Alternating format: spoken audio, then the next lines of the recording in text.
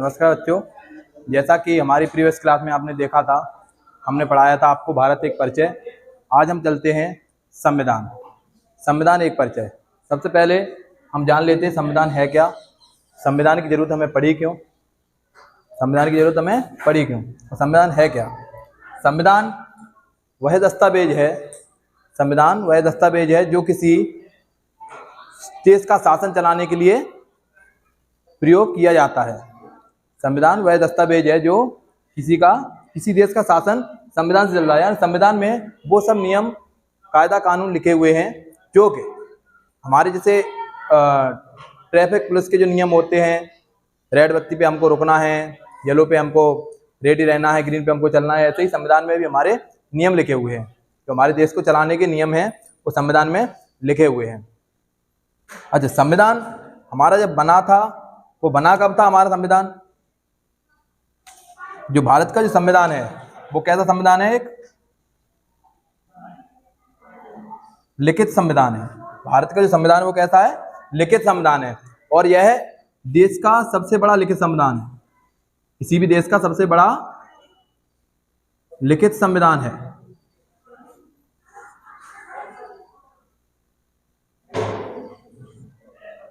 सबसे बड़ा लिखित संविधान है। और कई देशों के तो अलिखित संविधान है उसका, जैसे ब्रिटेन है आपका, वो वहां का जो संविधान है वो लिखित नहीं है, वो संविधान लिखित नहीं है। तो हमारा जो संविधान था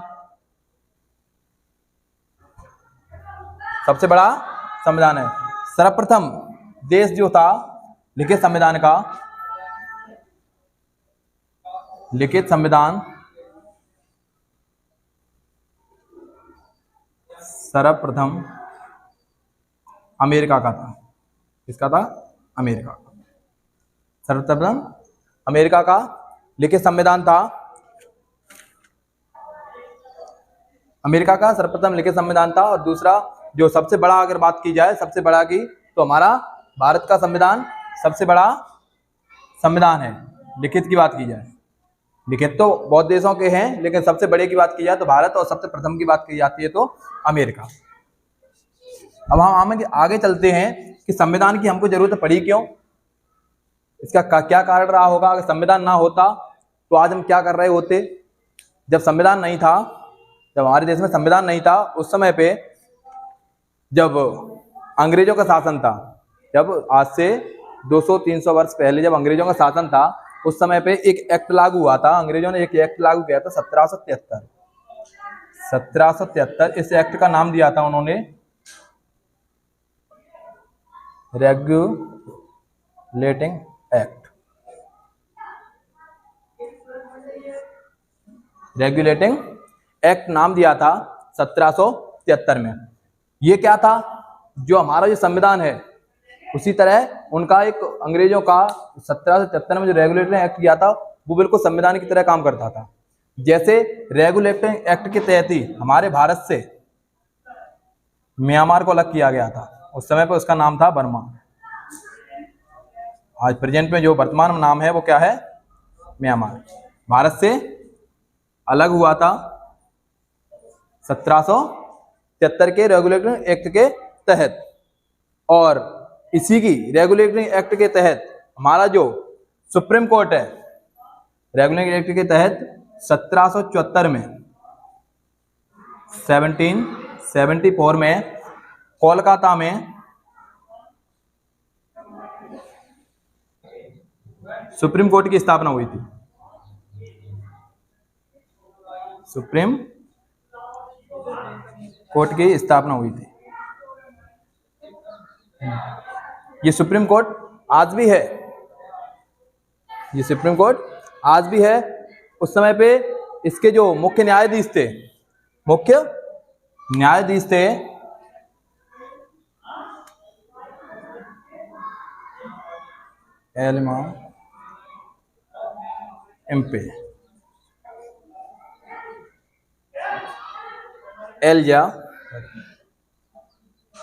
एलिजा इम्पे इसके सर्वप्रथम मुख्य न्यायाधीश थे।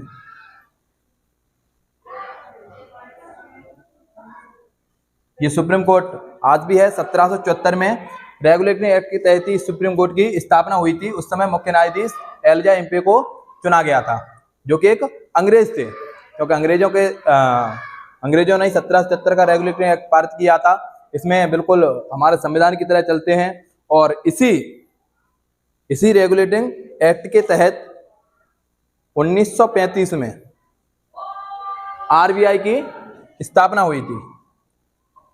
आरबीआई की स्थापना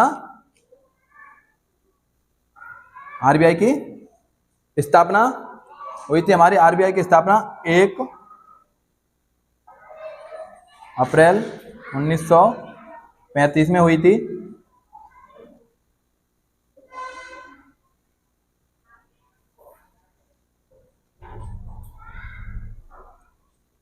और 1773 में रेगुलेटरी एक्ट हुआ था। 1935 में हमारी आरबीआई की स्थापना इसी एक्ट के कुछ हिस्सा लिया गया था। उसी एक्ट के तहत हमारी आरबीआई की स्थापना हुई थी।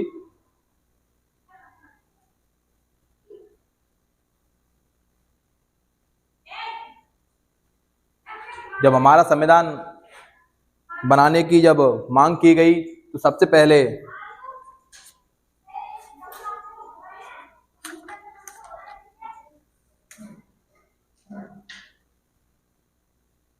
हम बात करते हैं कि संविधान जब बनाने की अगर बात की गई थी तो उसमें बहुत सी चर्चाएं चली। उन्हीं कि संविधान कैसे बनेगा, क्या होगा, क्या किया जाएगा। तो उसमें एक सभा का आयोजन हुआ। तो सभा का जो नाम दिया गया था वो संविधान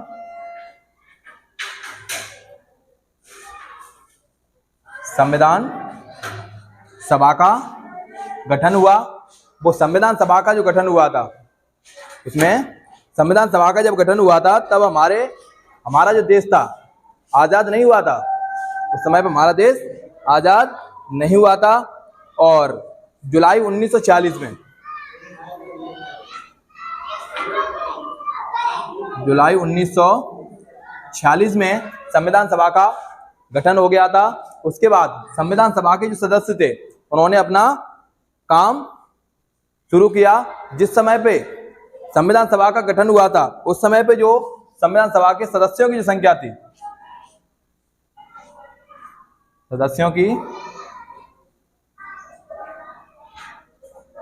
थी, वो थी 389। उस समय पे सदस्यों की संख्या कितनी थी? 389। इसमें क्या था कि उस समय पे ना हमारा पाकिस्तान अलग नहीं था, उस समय पे एक था, क्योंकि हम आजाद नहीं हुए थे ना। तो उस समय 389 थे। उसमें से 292 ब्रिटिश प्रांतीय लोग थे, ब्रिटिश प्रांतों के अधिकारी मान लो।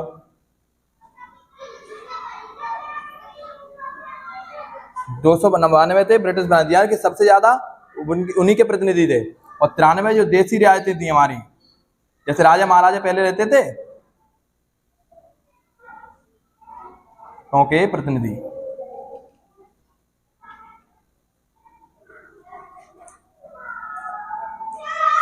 दो 292 और 93 देसी रियासतें और 4 चीफ कमिश्नर से उस समय पे, क्योंकि हमारा पाकिस्तान अलग नहीं हुआ था। जब संविधान सभा का जब गठन हो गया तो उन्होंने अपना काम चालू कर दिया। फिर उसके बाद क्या हुआ कि 389 जो संख्या थी सदस्यों की, उसके बाद होता क्या है कि 9 दिसंबर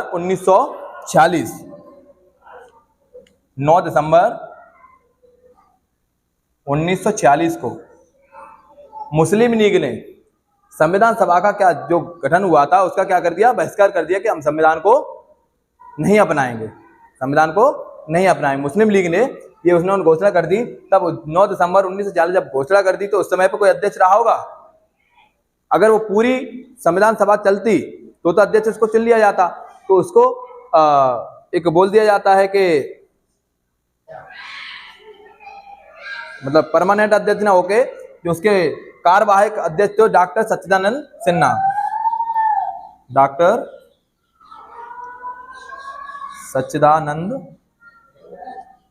सिन्हा थे। फिर उसके बाद जब मुस्लिम लीग ने उसका बहिष्कार कर दिया, जो 9 दिसंबर 1940 को बैठक हुई थी, संविधान सभा की बनने के लिए, तब 389 थे सदस्य।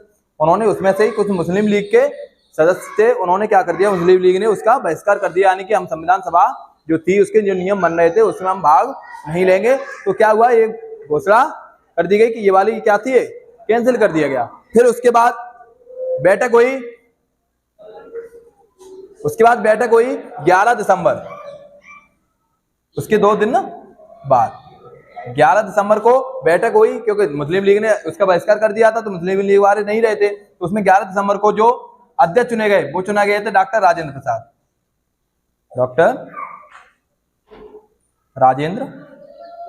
प्रसाद को अध्यक्ष चुन दिया गया। अध्यक्षता की डॉक्टर राजेंद्र प्रसाद ने, यानी कि अध्यक्ष चुन लिया गया था। तो संविधान सभा का अध्यक्ष किसको माना जाता है, डॉक्टर राजेंद्र प्रसाद को। संविधान सभा की अगर बात की, संविधान सभा का अध्यक्ष कौन है, डॉक्टर राजेंद्र प्रसाद। 11 दिसंबर 1946 को उनको अध्यक्ष चुना गया था। उसके बाद संविधान है, ठीक है। अब संविधान बने कैसे, उसकी कोई रूपरेखा होगी, उसकी रूपरेखा लानी पड़ेगी। तो उसको 13 दिसंबर 1946 को रूपरेखा तैयार करके डॉक्टर पंडित जवाहरलाल नेहरू ने रूपरेखा तैयार करके दी। और तो उस रूपरेखा को आज हम प्रस्तावना के नाम से जानते हैं। किस नाम से जानते हैं हम, प्रस्तावना के नाम से। इस प्रस्तावना को ही संविधान की कुंजी कहा जाता है, संविधान की कुंजी, या मान लो संविधान की चाबी। संविधान की चाबी यानी कि संविधान जब खोलोगे आप तो सबसे पहले आपको प्रस्तावना के बारे में पढ़ना पड़ेगा। प्रस्तावना जब तक नहीं पढ़ पाओगे तब तक आप संविधान को नहीं पढ़ पाओगे। अब हुआ क्या कि जब मुस्लिम लीग ने इसका बहिष्कार कर दिया था तो उसके बाद भाई कुछ तो जो 389 थे, अगर मुस्लिम लीग इसका बहिष्कार न करते तो 389 हमारे सदस्य होते और पूरा हमारा डॉक्टर सत्यनारायण सिन्हा जो थे वही हमारे अध्यक्ष बन जाते, क्योंकि ये सबसे बुजुर्ग थे उस समय पे। तो उसके बाद होता क्या है, जब इसका बहिष्कार कर दिया गया तो मुस्लिम लीग बहिष्कार किया क्यों था उसने, उसका भी कारण होगा, क्योंकि उनके दिमाग में कुछ ना कुछ चल रहा होगा ना। भाई आप किसी चीज से मना करते हो कि हम वहां पे नहीं जा रहे, तो आपके दिमाग में कुछ ना कुछ चल रहा होगा, तभी ये चीज किया जाएगा। तो उसके बाद होता क्या है कि 3 जून 1947 को तो मुस्लिम लीग ने उसका बहिष्कार किया था। क्यों किया था कि उसने एक अलग देश की मांग की थी, और अलग देश वही कोई और नहीं था, अलग देश था पाकिस्तान। उसने अपना 3 जून 1947 को क्या हुआ कि ये तय हो गया कि भारत का बंटवारा होगा। भारत का क्या होगा, भारत का बंटवारा होगा। तो एक अलग नया देश बनाया जाएगा जिसका नाम था पाकिस्तान। इसका नाम क्या था, पाकिस्तान। 3 जून 1947 की घोषणा हो गई थी कि पाकिस्तान अलग नया देश बनेगा, लेकिन बना नहीं था उस समय पे नहीं बना था देश का। अब उसके बाद संविधान सभा का पुनर्गठन हुआ। संविधान सभा के द्वारा गठित होगी, क्योंकि उस समय पे 389 सदस्य जो थे उन्होंने मुस्लिम लीग का उसमें बहिष्कार कर दिया था। उसके बाद अब जब संविधान सभा जब ये अलग निकलेंगे, कुछ रियायतें अलग निकलेंगी, तो द्वारा गठन होगा। संविधान सभा का जो पुनर्गठन हुआ था, इसका पुनर्गठन हुआ था 31 अक्टूबर 1947 को। 31 अक्टूबर 1947 को इसका पुनर्गठन हुआ था। अब आप सोच रहे हैं कि 31 अक्टूबर 1947 को पुनर्गठन हुआ, यानी कि जो हमारी संविधान सभा थी वो वही थी कि संविधान तय होगा, बनेगा। हम लोग आजाद हो गए थे 15 अगस्त 1947 को। उसके बाद जब सदस्यों की संख्या गिनी गई तो उसकी थी 299 सदस्य थे उस समय पे, सदस्यों की संख्या 299। अब यहाँ पे कुछ ब्रिटिश भी कम हो गए होंगे। अब इसमें क्या उस समय पे जब हम आजाद हो गए, पुनर्गठन हुआ 31 अक्टूबर 1947, उस समय पे हमारे ब्रिटिश के प्रतिनिधि कुछ थे। अब जब हम आजाद हो गए तो ब्रिटिश के प्रतिनिधि रहेंगे, नहीं रहेंगे? क्योंकि हम आजाद हो चुके उस समय पे। तो उस समय पे क्या था कि 229 प्रांतीय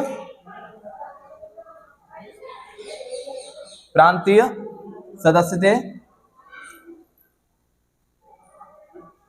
और 70 जो आपके बचे, 70 बज रहे हैं, हाँ, 70 जो थे देसी रियायतें थी, यानी कि जो अभी राजा महाराजाओं का अभी भी 70 जो थे देसी रियायतों के राजा थे। अब उसके बाद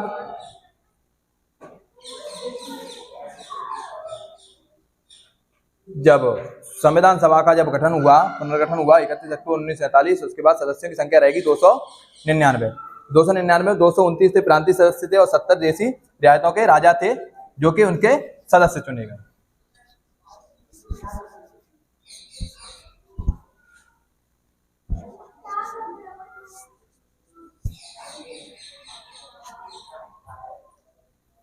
जो हमारा संविधान अपनाया गया था वो अपनाया गया था 26 जनवरी 1950 को। संविधान अपनाया गया था 26 जनवरी 1950 को। यही डेट क्यों चुनी गई? जब संविधान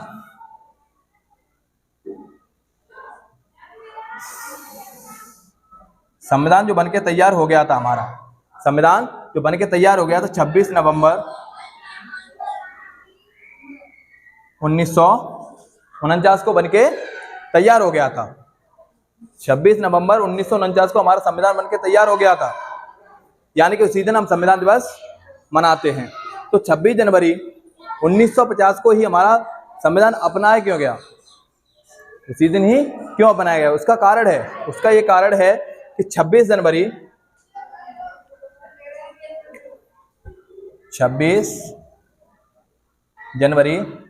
1930 को पहली बार, यानी प्रथम स्वतंत्र राष्ट्र घोषित कर दिया था। स्वतंत्र राष्ट्र घोषित कर दिया था, जबकि हम आजाद उस समय पे नहीं हुए थे। यानी कि सबसे पहले प्रथम स्वतंत्रता दिवस हमारा मनाया गया था 26 जनवरी 1930 को, जो उस समय पे राष्ट्रीय कांग्रेस का अधिवेशन था। राष्ट्रीय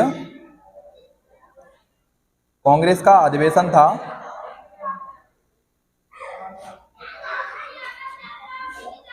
राष्ट्रीय कांग्रेस के अधिवेशन में 26 जनवरी 1930 को हमारा जो अधिवेशन जो था वो था लाहौर में। कहां पे था?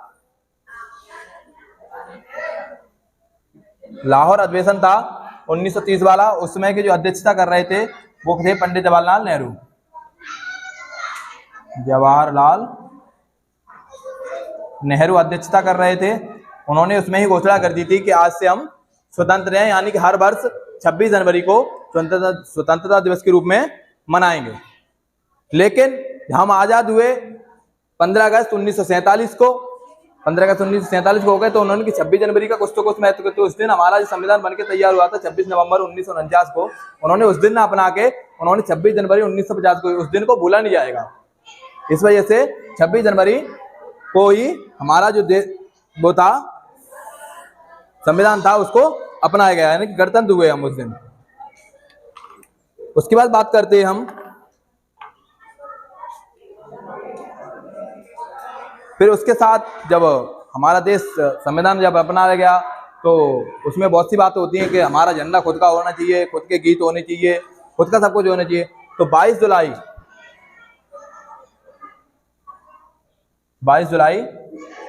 1947 को 22 जुलाई 1947 को राष्ट्रीय ध्वज अपनाया गया। राष्ट्रीय ध्वज को अपनाया गया था। और उसके साथ 24 जनवरी 1950 को 24 जनवरी 1950 को हमारा राष्ट्रीय गान अपनाया गया था।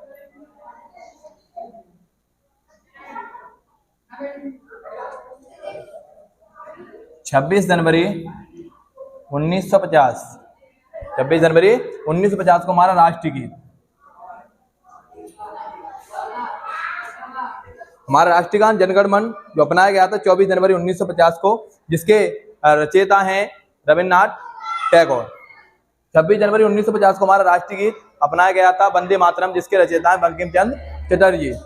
22 जुलाई 1947 को राष्ट्रीय ध्वज जो कि तिरंगा कहलाता है उस समय पर अपनाया गया। उस समय इससे पहले 1947 से हमारा कोई राष्ट्रीय ध्वज हुआ उसमें चरखा वगैरह हुआ करता था, लेकिन उस समय के बाद ही जो अशोक चक्र है वो अपनाया गया। जो राष्ट्रीय ध्वज है उसकी जो डिजाइन तैयार की थी उनका नाम था पिंगली वेंकैया। पिंगली वेंकैया, ये आंध्र प्रदेश के थे। जो इस तिरंगे की उन्होंने डिजाइन तैयार की थी, राष्ट्रीय ध्वज के तिरंगे की डिजाइन दी थी, पिंगली वेंकैया आंध्र प्रदेश के रहने वाले थे, उन्होंने इस डिजाइन को तैयार किया था। जब अब बात करते हैं हम हमारा संविधान जब अपनाया गया था 26 जनवरी 1950 को जब अपनाया गया था, यानी कि जो बन के जब तैयार हो गया था, पूरे देश में लागू हो गया था 26 जनवरी 1950 को हमारा जो संविधान दिवस था, बन के तैयार कितने को हो गया था, लेकिन पूरे देश में लागू हुआ था 26 जनवरी 1950 से। जब ये काम हो गया उस समय हमारे कितने भाग थे, कितने अनुच्छेद थे, कितनी इसमें अनुसूचियां थी, उसके बारे में बात कर लेते हैं। और वर्तमान में कितने अनुच्छेद हैं, कितने अनुसूचियां हैं और कितने भाग हैं। जब हमारा संविधान बनके तैयार हुआ था उस समय पे इसमें जो भाग थे 22 भाग थे उस समय पर, 395 अनुच्छेद थे,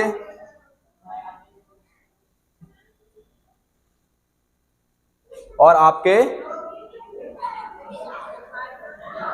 8 अनुसूचियां थी।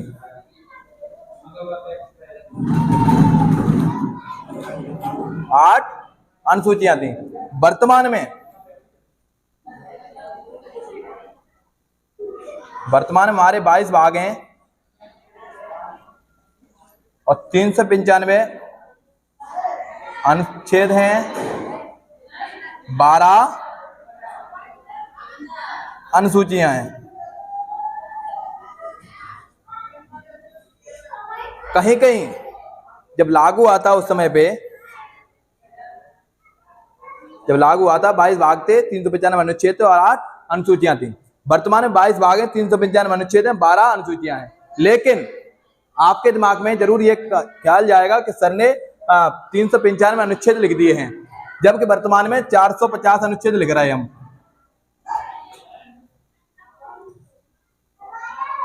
450 अनुच्छेद हैं, हमने पढ़ा है। कहीं पे आप लोगों ने पढ़ा होगा 465 अनुच्छेद, लेकिन जो ये अनुच्छेद है 395 ही है। लेकिन इसके 395 का का, 395 का गा, खा ऐसे जोड़ के आपके 450 अनुच्छेद तक हो गया है। जो आपके दिमाग में चल रहा होगा वो यही है कि 450 अनुच्छेद ना है, 395 ही अनुच्छेद प्रेजेंट में है। लेकिन अनुसूचियां जरूर बदल गई हैं, 12 अनुसूचियां हो गई हैं प्रेजेंट। उस समय पे 8 अनुसूचियां थी। जब बात करते हम उस समय की, जब बनाने का समय आया तो ये कितने दिन में बन के तैयार हुआ। अगर समय की बात करते हैं तो कुछ ज्यादा समय तो नहीं, 2 वर्ष 11 माह और 18 दिन इसको बनाने में लगा था। हाँ, कहीं कहीं हमने भी पढ़ा है, हमको भी पढ़ाया गया था उस समय पे कि भारत का जो संविधान है वो एक उदार का संविधान है। उधार लिया यानी कि दूसरे देशों से लिया हुआ संविधान है। ठीक है, मानता हूं मैं दूसरे देशों से संविधान लिया गया है, लेकिन पूरा का पूरा उठा के थोड़ी ना रख दिया गया इसमें। इस संविधान में अमेरिका तो उठाया और पूरा रख दिया, ब्रिटेन से उठाया पूरा रख दिया, फ्रांस से उठाया पूरा रख दिया, ऐसा नहीं है। उसकी हमने थोड़ा बहुत कोई अगर अच्छी चीज अगर हमको मिलती है तो उसको हम तुरंत लेते हैं। मान लो कोई अपने भारत में महामारी कोई फैल जाए, मान लो अभी कोरोना आया था, उस समय पे अगर हम लोग अगर उसका वैक्सीन ना बना पाते कि दूसरे देश से ना लेते हम। तो ऐसा ही था, जब हमारा संविधान नहीं बना हुआ था तो हमने दूसरे देशों से थोड़ी बहुत मदद ली थी, लेकिन ऐसा नहीं कि पूरा हूबहू रख दिया। हूबहू रखते तो 18 दिन में बन के तैयार हो जाता पूरा। डॉक्टर भीमराव अंबेडकर को 2 वर्ष 11 माह 18 दिन ज्यादा दिमाग नहीं लगाना था। लेकिन हाँ, इससे एक बात और बता दें कि आप लोग अभी तक पढ़ते आ रहे हो कि डॉक्टर भीमराव अंबेडकर ने पूरे संविधान को लिखा है, पूरे संविधान को लिखा है। नहीं, उन्होंने बारीकी से परखा था और उन्होंने नोट्स की क्राफ्टिंग की थी, उन्होंने इससे डिजाइन तैयार किया था, लिखा किसी और ने है। अभी तक आप लोग पढ़ते आ रहे हो कि डॉक्टर भीमराव अंबेडकर ने लिखा है, नहीं। ऐसे जो अभी तक पढ़ते आ रहे हैं कि संविधान के जनक डॉक्टर भीमराव अंबेडकर जी हैं।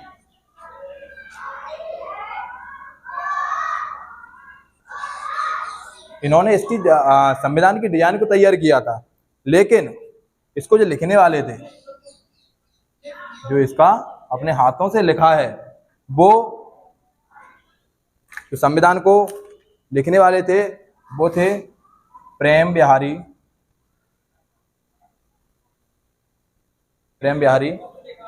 नारायण राय यादव, नारायण राय यादव। इन्होंने अपने हाथों से इस संविधान को पूरे लगा रूपरेखा जो तैयार की थी उन्होंने डॉक्टर भीमराव अंबेडकर ने। यहाँ पर एक सवाल आता है कि जब संविधान पूरा तैयार हुआ, बन के तैयार हुआ, इसको अगर हमको भाग 22 पढ़ना है या भाग 12 पढ़ना है या भाग 13 पढ़ना है, उसके क्या किया जाए, कैसे पढ़ोगे भाई? किताब छोटी तो थी नहीं, 2 साल जो उसका समय लगा था, 2 वर्ष 11 माह 18 दिन का समय लगा था, इतना इसमें समय लगा था। जो इसका खर्चा था, जो इसका उस समय पे खर्चा आया था, वो खर्चा 63,96,729 रुपए का था।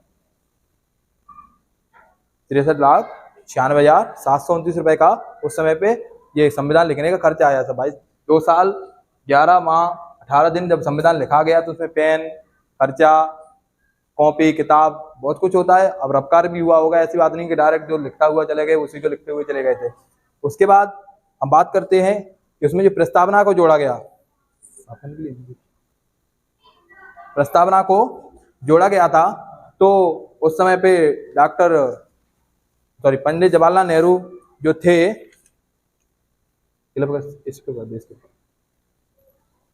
जब हमारा भारत 15 अगस्त